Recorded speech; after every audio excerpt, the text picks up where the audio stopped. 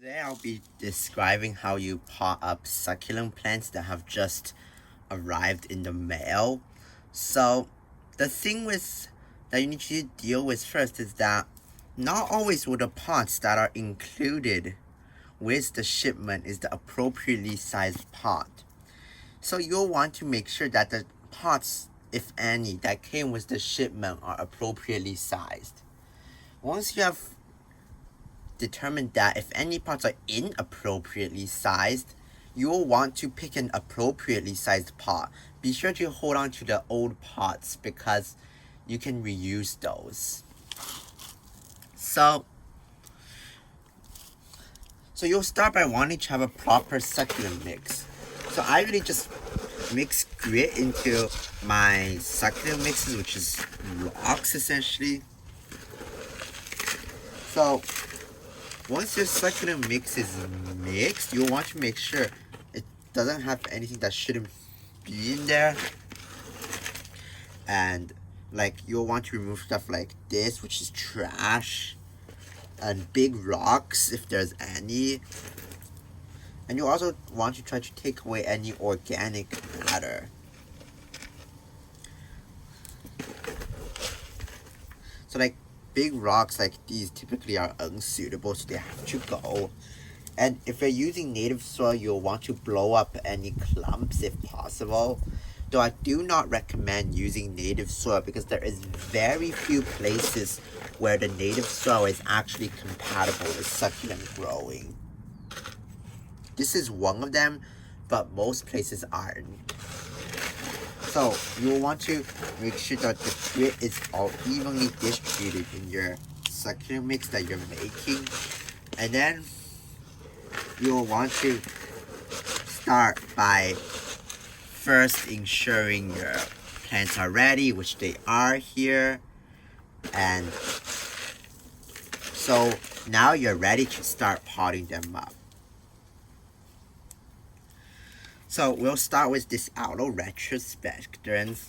As you can see, I've already put labels in the pots because as you can see, sometimes aloes like these look so similar that once you've mixed them up, it will be almost impossible to determine what they are. So soil is dusty, so you probably want a face mask. But so we'll now begin. So you take your bottle of soil, you pick up your plant, making sure not to lose the label. And for when you're dealing with species that are easy to mix up, you will want to only pot up one species at a time to prevent any confusion. So first, I'll determine how low the plant sits in the pot. So in this case, you can see it pretty much reaches the bottom. So I'll then hold it here to try to hold it stable, and I'll just start shoving soil inside. Yes, you will overspill occasionally, but try to avoid that because it is hard to clean that up. And you'll just want to put soil around, trying to avoid compacting it.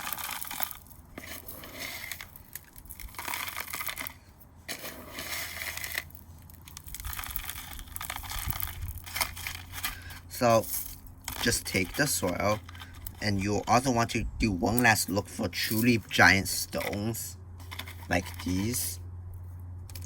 That's why most people don't use native soil, it's because it has so much rock. And just like that, your succulent has been potted up.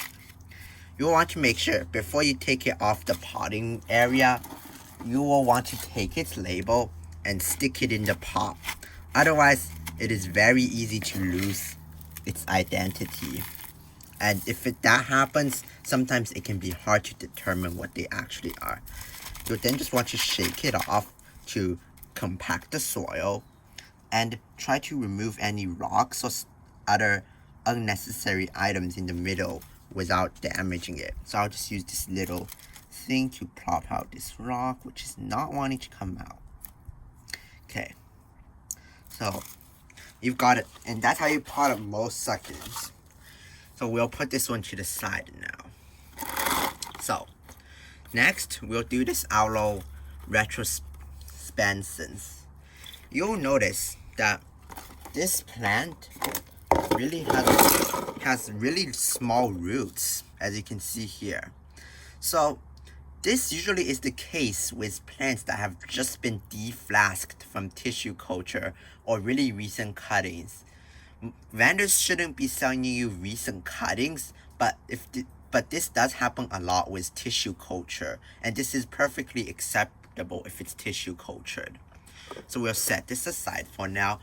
Make sure you have the tag, put that aside, and you will want to, it's really the same procedure, but now you can see that the plant is significantly smaller root system than the pot. So I'll put the plant aside and I'll just scoop up some soil and fit it up to about where the root system goes to, being careful not to remove too much. So this is too high, so I'll just get rid of some of the soil, and then I'll set the plant inside, and I'll just cap it up as I would with any other plant, like this.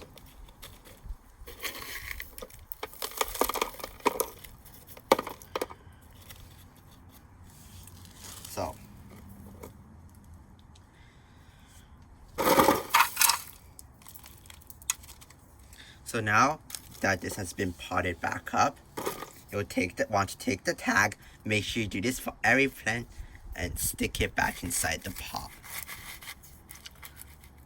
Okay, so that's 2 plants down. Now I'll demonstrate on one last plant. So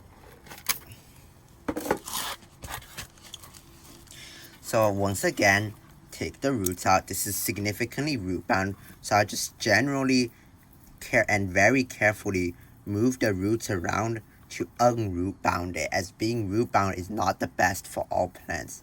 So now that the roots have been somewhat unroot bound, do not attempt to take them apart. You'll notice that this plant, like the first plant, reaches the bottom. So I'll just hold it here and then start adding soil.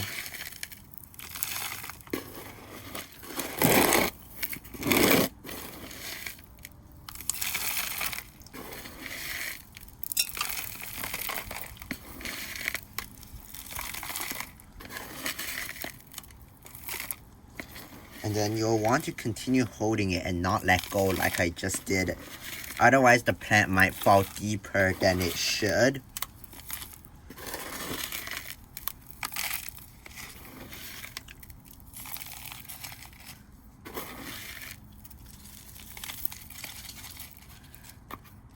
Then remove. Okay. Now that you've potted the plant to the top, you'll want to just stick the label in. And obviously, that's really the end. So from there, you have multiple options.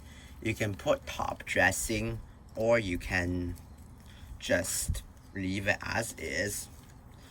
But I usually wait a day before I water, because shipping tends to cause root damage, and root damage with water is a good recipe for rot. So I'll hold off on watering these.